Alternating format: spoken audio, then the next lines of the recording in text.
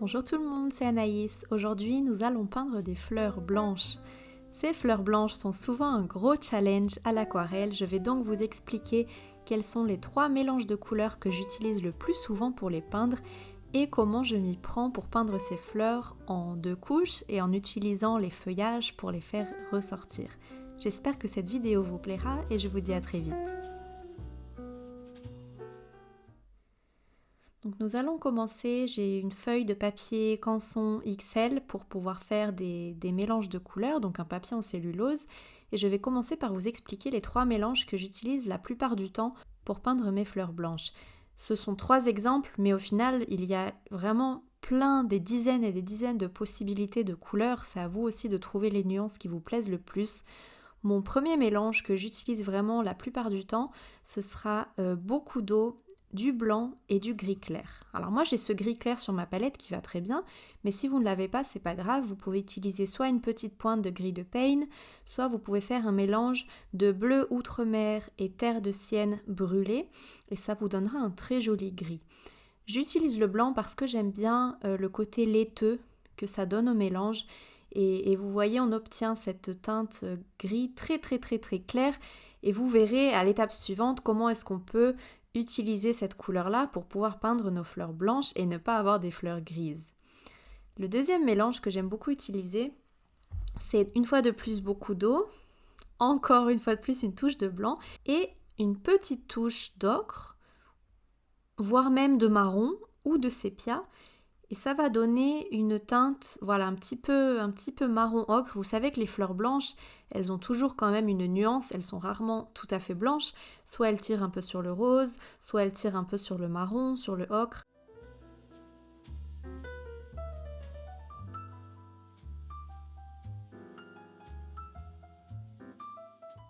Donc là, c'est un très beau mélange. Alors il est peut-être un peu trop jaune, donc on verra plus tard à la prochaine étape comment le rendre quand même un petit peu plus blanc.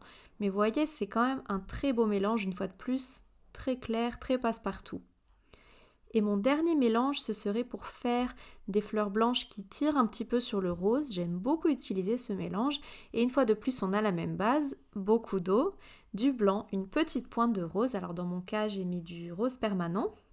Et puis je vais rajouter aussi un petit peu de gris clair pour ternir encore plus le mélange. Vous voyez qu'il ressemble beaucoup au premier mélange. Et c'est sûrement ce que j'aurais dû faire pour mon deuxième mélange. C'est vrai que j'aime bien ajouter ce gris clair parce que ça aide à ternir encore plus la couleur à l'aide du blanc. Et du coup, on obtient vraiment des très beaux mélanges, très clairs. Et ce sont pour moi les 3 mélanges principaux pour peindre mes fleurs blanches. Alors, on va essayer de rajouter un peu de gris. Alors là, c'est peut-être un peu trop, il faudrait encore rajouter de l'eau. Mais vous voyez, il faut vraiment essayer, faire plusieurs essais, modifier, tester la couleur sur le papier. Mais là, cette couleur est déjà plus satisfaisante que la première. Pour la dernière couleur, je trouve qu'elle ressemble un petit peu trop à la première. Alors on va essayer de lui donner une nuance un petit peu plus rosée quand même, pour voir un peu la différence. Donc une fois de plus, on joue avec les couleurs, on fait des tests, on fait des essais, on réessaye. Là, ça va mieux, c'est peut-être un peu trop rose. Voilà, ce gris, on ajoute un petit peu plus de gris.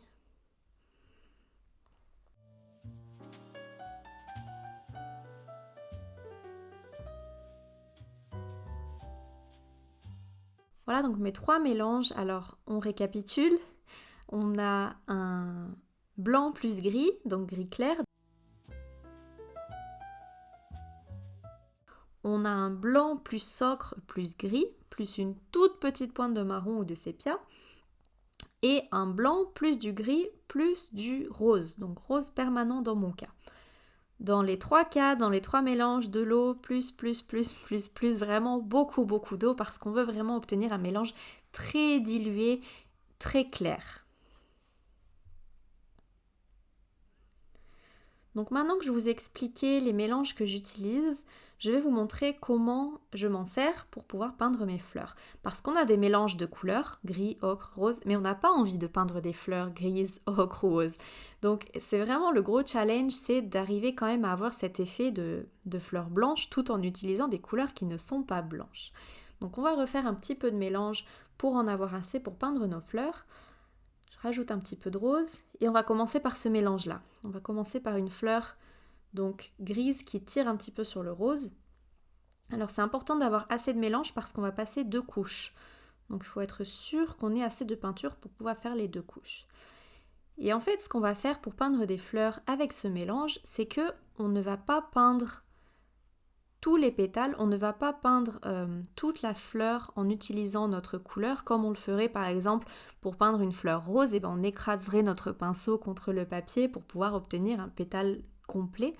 Là, on a juste envie de peindre relativement plus ou moins les contours de la fleur seulement. Donc vous voyez que je peins un peu mon contour. Alors de temps en temps, j'écrase un petit peu plus le pinceau pour avoir un contour un petit peu plus épais. Et de temps en temps, je passe seulement la pointe de mon pinceau pour avoir quelque chose de très fin. Une fois que j'ai fait mon contour, je vais faire quelques petits traits tout fins au centre du pétale pour essayer de représenter les plis des pétales ou les zones d'ombre. Donc là, pour l'instant, ça ressemble pas à grand-chose, mais c'est normal parce que c'est la toute première étape. La toute première étape, c'est de peindre nos pétales. Ensuite, la deuxième étape, ce sera de rajouter des feuillages pour les faire ressortir. Et la troisième étape, ce sera de passer une deuxième couche par-dessus nos fleurs. Donc pour l'instant, ça ressemble pas à grand-chose, mais c'est normal. Ensuite, on va passer à notre deuxième mélange, donc le mélange gris et ocre. Vous voyez qu'on voit quand même la différence entre les deux couleurs. Les deux mélanges sont très beaux. Moi, en général, je ne mélange pas ces différentes nuances dans une même aquarelle, c'est-à-dire que si j'ai envie de peindre une fleur blanche dans ma composition, je choisirai soit le mélange de gris, soit le mélange d'ocre. Là, on le fait parce que c'est pour vous montrer les différents mélanges, mais c'est vrai qu'en général, c'est plus harmonieux d'utiliser seulement une teinte dans vos compositions. Vous voyez qu'on voit bien la différence entre les deux couleurs. Et on va utiliser notre mélange le plus basique, donc c'est le mélange seulement d'eau, de gris et de blanc, pour faire voilà, juste des toutes petites fleurs à pétales. Donc du coup, avec cette technique, au plus la fleur sera petite et au plus ça va être difficile parce que du coup, pour faire les tout petits traits entre les pétales, eh bien, il faudra utiliser une pointe de pinceau un petit peu plus fine. Là, vous voyez, la mienne, elle n'est pas très fine, donc du coup, c'est vrai que ça donne un résultat qui n'est pas ultra délicat. Mais voilà, c'est un style, ça ne me dérange pas. Mais c'est vrai que dans l'idéal, il faut essayer de faire vraiment des traits qui soient les plus fins possibles. Voilà, donc je fais ma dernière petite fleur, mon dernier pétale. Donc rappelez-vous, seulement les contours, parfois un peu plus fins et parfois un petit peu plus épais. Voilà, donc on a nos différentes fleurs, donc on voit bien qu'on a quand même des teintes différentes. Et donc on va leur faire des petits centres à ces fleurs. Alors ça, c'est la première chose qui va aider à les faire ressortir. Donc vous voyez, je vais utiliser un marron, une terre d'ombre brûlée pour la première fleur. Je vais juste faire des petits points comme ça, des petits pointillés. Je vais faire avec encore un marron, je vais faire un petit peu différemment pour celle-ci. Je vais lui faire comme des petites étamines, comme si c'était un cœur d'anémone, avec des petits pointillés autour, pour changer un peu. Et pour mes 3 petites fleurs, je vais changer, et puis je vais leur mettre un peu du ocre. Je pense que ça fera bien ressortir la fleur. Comme elles sont toutes petites, ces fleurs, ça donnera quelque chose d'assez lumineux. Voilà, et ça rend plutôt pas mal. Donc une fois de plus, je fais juste des tout petits pointillés comme ça au centre des fleurs.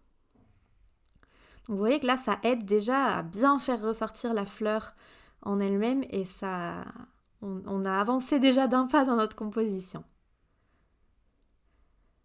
Donc la deuxième chose qui est vraiment très importante quand on peint des fleurs blanches, au-delà du fait du coup d'essayer d'éviter de charger nos fleurs de trop de couleurs et d'avoir au final des fleurs grises, le deuxième élément à bien prendre en compte, c'est bien choisir où est-ce qu'on veut placer nos feuillages pour faire ressortir le blanc. Parce qu'au final, là vous voyez que notre composition elle est vraiment très fade parce qu'on a des couleurs qui ressemblent beaucoup à la couleur du papier et du coup ce sont vraiment les feuillages ou d'autres éléments, si vous faites une composition un peu plus complexe, qui vont vraiment pouvoir faire ressortir les fleurs et pouvoir apporter du contraste.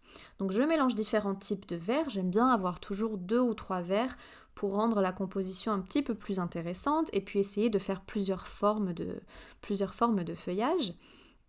Et on essaye de vraiment bien réfléchir où est-ce qu'on veut placer nos feuillages. Parce que, vous voyez, il ne faut pas entourer toute la composition, sinon ça sera trop chargé.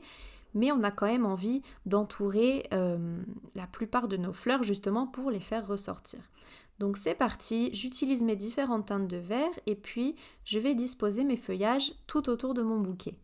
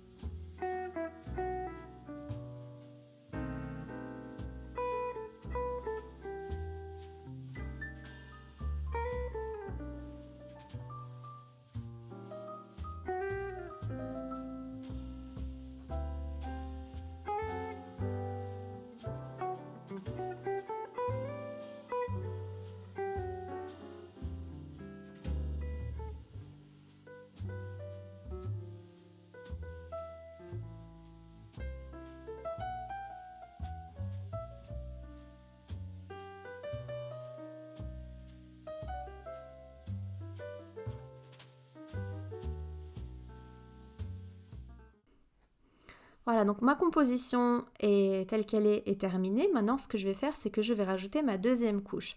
Donc je vais commencer par ma deuxième couche sur mes feuillages.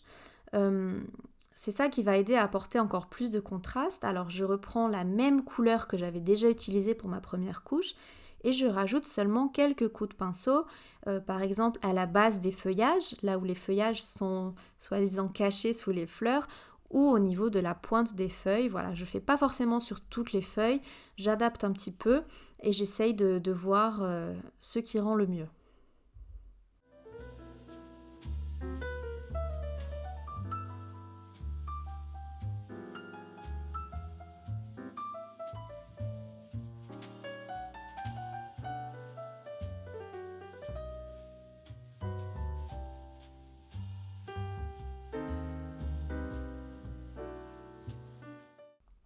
Voilà, donc notre deuxième couche au niveau des feuillages est faite.